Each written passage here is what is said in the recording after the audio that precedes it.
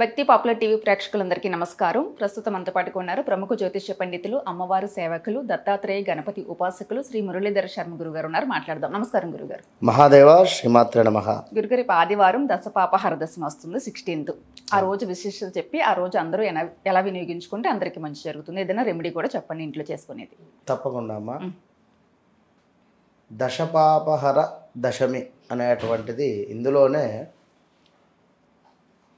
10 పాపాలు అంటే దశ పాపహర దశమి. ఇది వాస్తవానికి కూడా జ్యేష్ఠ మాసములో మనకు పాడ్యమి నుండి ప్రారంభమై దశమి వరకు 10వ రోజు వరకు క్లోజ్ అవుతుంది.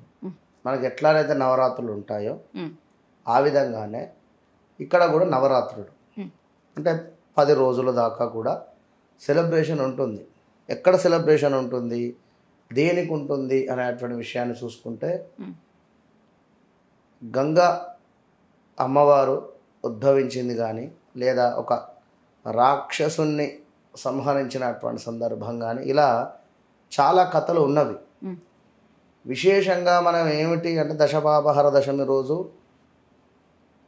ఆ రోజు నాడు గంగా స్నానాన్ని ఆచరించాలి.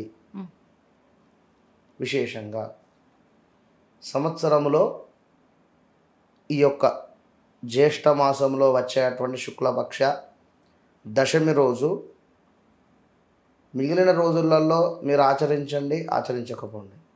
కానీ ఈ యొక్క దశమి రోజు శుక్లపక్షంలో, జ్యేష్ఠ మాసంలో శుక్లపక్షంలో వచ్చేటువంటి దశమి రోజు ఖచ్చితంగా కూడా మీ దగ్గరలో ఉండేటువంటి గంగా, గోదావరి ఏదైనా స్నానాన్ని ఆచరించేటువంటి ప్రయత్నాన్ని చేయండి. విన్నారా?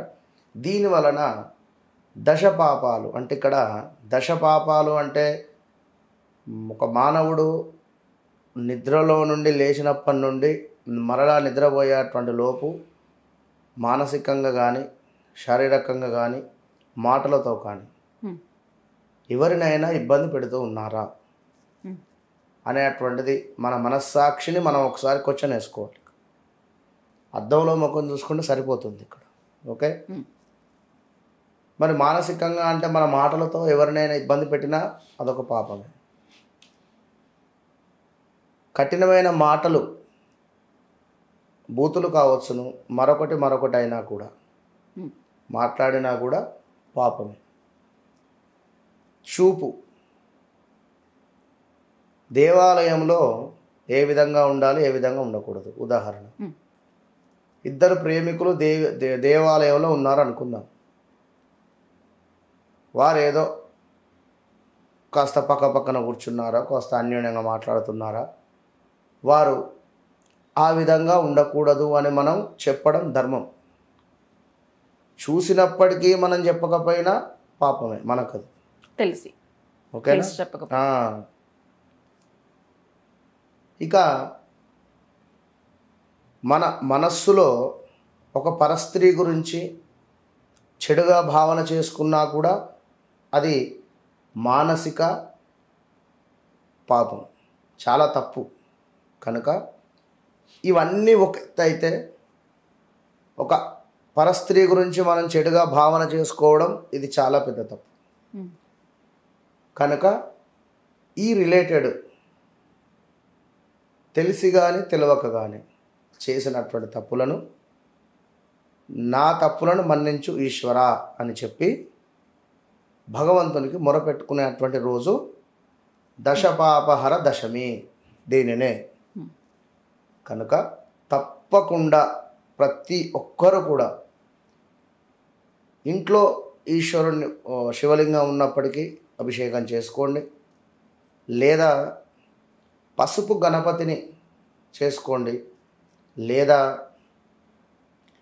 అన్నముతో చక్కగా కూడా శివలింగాన్ని తయారు చేసుకోవచ్చు. చక్కగా కూడా కొంత అన్నాన్ని మెత్తగా ఉడికించిన తర్వాత దాన్ని లింగం ఆకారంగా చేసుకోండి. అన్నాన్ని చేసుకొని దానికెంత 1 స్పూను పాలు, 1 స్పూను పెరుగు, 1 స్పూను తేనె, 1 స్పూను నెయ్యి, 1 స్పూను శర్కర ఇలా పోసి ఈశ్వరునికి సంబంధించినటువంటి 108 నామాలు చక్కగా కూడా చెప్పుకొని, లేదా ఓం నమ శివాయ అనేటువంటి శివ పంచాక్షరి మంత్రాన్ని అయినా కూడా జపించుకొని అభిషేకం పూర్తయిన తర్వాత చక్కగా ఒక 10 రకాల పుష్పాలు పెట్టాలి అంటారు. ఇక్కడ దశ పాప హరణ అంటేనే, దశ అంటేనే 10 రకాల పుష్పాలు కానీ 10 రకాల పిండి వంటలు కానీ నివేదన చేయాలి. మరి ఇక్కడ 10 రకాల పుష్పాలు ఈ కలియుగంలో ఉన్నవి, కానీ 10 రకాల పుష్పాలను సేకరించేటువంటి సమయం లేకుండా పోయింది. మార్కెట్లో ఉన్నప్పటికీ కూడా తిరిగి తెచ్చుకునేటువంటి టైం లేదు. ఉదయం లేస్తే పరుగులు, మన బిజినెస్ కావచ్చును, మనకు ఏమిటి జాబ్ కావచ్చును, భార్యాభర్తలకే సరిగ్గా మాట్లాడుకునేటువంటి సమయం కూడా లేని పరిస్థితి. మరి అలాంటి పరిస్థితులలో ఈ యొక్క 10 రకాల పుష్పాలు కనుక ఏవో 2-3 రకాల పుష్పాలు పెట్టుకొని మీ మనస్సులో 100 రకాల పుష్పాలను సమర్పించుకోండి. మనస్సులో ఖచ్చితంగా కూడా కళ్ళు మూసుకొని చక్కగా కూడా సమర్పించుకోండి. ప్యూర్ హార్ట్గా ఉండండి. ఇలా చేసుకున్న తర్వాత మనకు ఏదైతే ఈ యొక్క శివలింగం నుండి ఒక పానమట్టాన్ని విడిచిపెట్టి మధ్యలో భాగాన్ని తీసుకొని ప్రసాదంగా భుజించాలి. మధ్యలో భాగాన్ని తీసుకొని చక్కగా కూడా భుజించినట్టయితే అప్పుడు అద్భుతమైనటువంటి ఫలితం ఉంటుంది. ఇదేది ఇంట్లో ఉండేటువంటి వారు మేము ఎక్కడికి పోము అనుకుంటే, ఇక దేవాలయానికి వెళ్ళేటువంటి వారు ఖచ్చితంగా 10 రకాల పుష్పాలను సేకరించుకోండి, దొరుకుతాయి. చక్కగా పంచామృతాలతో అభిషేకము, చెరుకు రసముతో అభిషేకం జరిపించుకోండి. ఈశ్వరునికి కుదిరితే పిండి వంటలు నివేదన చేసి ఈ 10 రకాల పుష్పాలు దేవునికి సమర్పించినవి, లేదా వాటితో పాటుగా ఈ యొక్క పిండి వంటలు, ఇవి 2 కూడా బ్రాహ్మణులకు దానం. మరొక మాట ఏమిటి అంటే, మనకు కాశీలో కొన్ని 100 ఘాట్లు ఉన్నాయి. అందులో ముఖ్యమైనవి ఆసి ఘాట్ అని, మణికర్ణిక ఘాట్ అని, ఇట్లా దశాశ్వమేధ ఘాట్ కూడా ఉంటుంది. దశాశ్వమేధ ఘాట్ వద్ద కాశీలో ఒకవేళ ఎవరైనా ఈ 16వ తారీఖు ఉన్నట్టయితే మీ అదృష్టంగా భావన చేసుకోండి. దశాశ్వమేధ ఘాట్ వద్ద చక్కగా కూడా ముక్కు మూసుకొని 3 మునుకలు వేసి నీటిలో గంగలో స్నానాన్ని ఆచరించి, దశాశ్వమేధ ఘాట్ వద్దనే శివాలయం ఉంటుంది.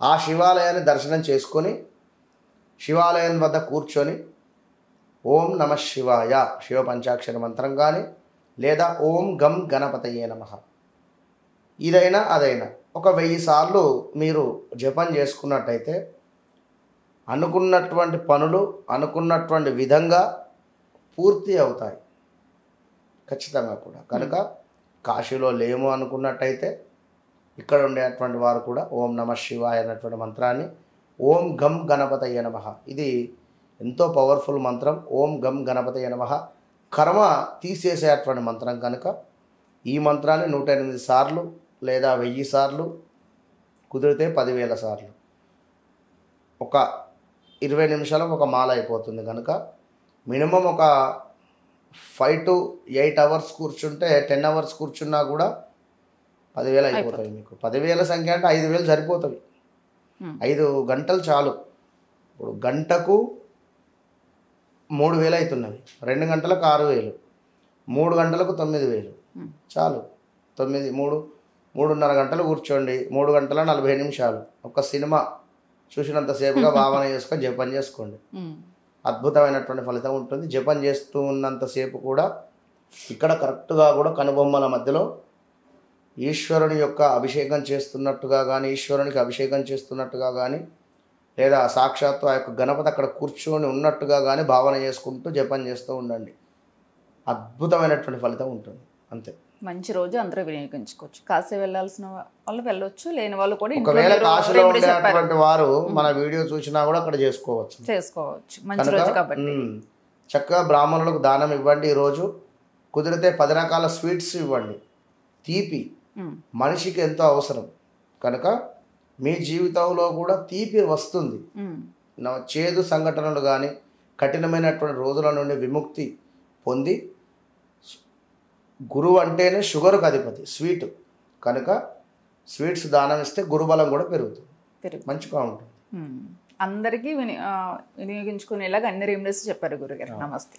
మహాదేవ్.